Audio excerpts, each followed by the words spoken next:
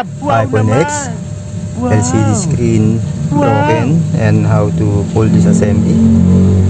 Pakita ko lang din sa inyo. Meron din siyang pentalobe screw na kailangan natin i-remove muna bago natin ma-remove yung LCD screen. Ito lang gagawin ninyo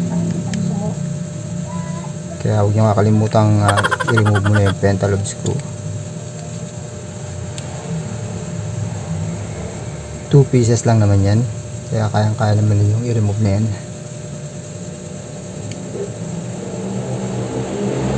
Then yung how to disassembly and how to remove yung LCD, madali lang din naman. Magaling kang kupal ka. C-clamp or C-opener para iangat yung LCD. Kaangat na siya. Yan lang kadali siyang gamitin. Kaya malaki rin yung ano to, kumbaga sa ano, tulong para sa atin.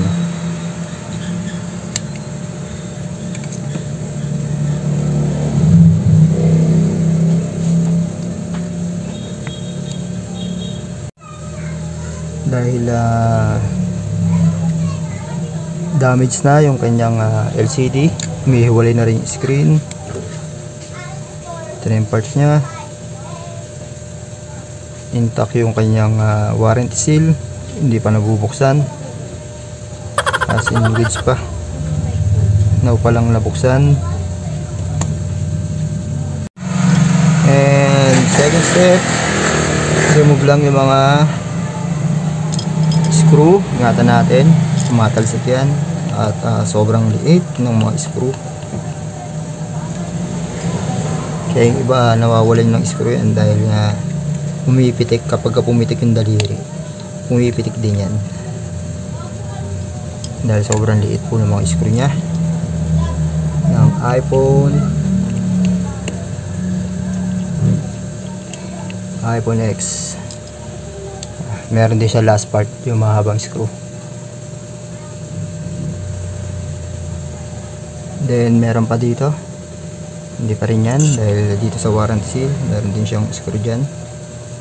Nakalagay yung screw, nakatago rito. Ibang screw to hindi siya katulad ng regular screw na gamit natin. Ito yung screw na gamit ko dyan. Once na binabaklas, then remove niyo ng dahan-dahan yung cover. Ito yung steel cover, babalik pa rin natin yan. Then kailangan natin muna i-remove yung battery para hindi magkaroon ng grounds o problema sa motherboard. At syempre doon din sa LCD para hindi rin siya magkaroon ng problema.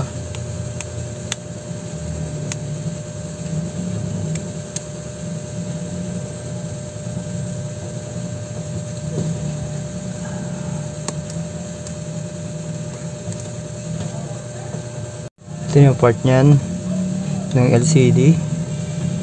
Yung third step natin, i-remove natin, then kakalsila lang natin yung speaker nya para i-salpak. Mas madali siyang i-assemble yung LCD ng iPhone X kaysa sa ibang model. Medyo mahirap talaga dahil maraming babaklasin.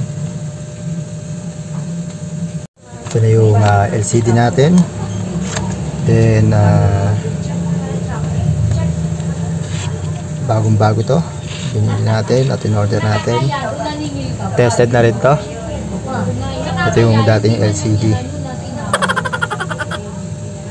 basag na rin. Yan, hiwalay na rin yung frame nya. And last step, pinali natin. Diba mag-ano tayo, assemble. I-assemble na natin yung LCD. Release lang ninyo lagi yung kanyang yung connector ng battery. Huwag nyo munang isasalpak once na naglalagay kayo ng LCD.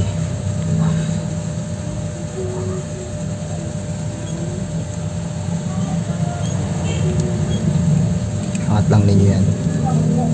Then ito rin, samahan natin to.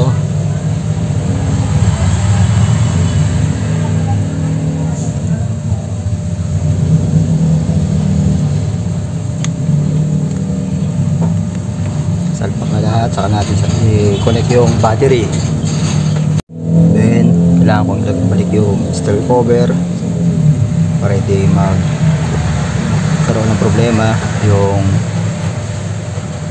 mga flex.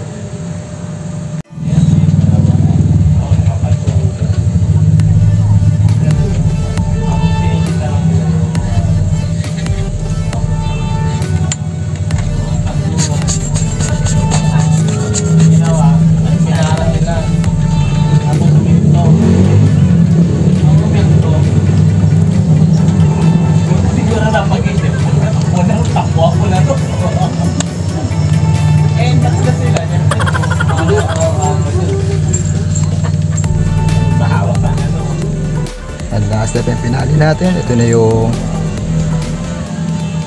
iPhone X LCD replacement. And don't forget nga pala yung aking YouTube channel, IB6792, at ang inyong lingkod, ang Bansang Batugan.